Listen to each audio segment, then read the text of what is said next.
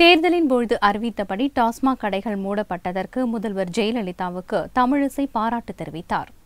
பாரதிய ஜனதா கட்சியின் மாநில தலைவர் தமிழிசை ஞாயிறன்று சென்னை விமான நிலையத்தில் செய்தியாளர்களை சந்தித்தார். அப்போது டாஸ்மாக் கடைகள் மூடப்பட்டதற்கு பாராட்டு தெரிவித்த தமிழிசை உள்ளாட்சி தேர்தலில் தனித்து போட்டியிட தயாராக உள்ளதாகவும், கூட்டணி ஏற்பட்டால் அது குறித்தும் பரிசீலிப்போம் என்றும் கூறினார். இன்று தமிழகத்தில் 500 டாஸ்மாக் மதுக்கடைகள் ஒவ்வொரு இடத்திலும் ஒவ்வொரு மாவட்டத்திலும் கணக்கெடுக்கப்பட்டு மூடப்பட்டிருப்பது உண்மையிலேயே வரவேற்கத்தக்கது.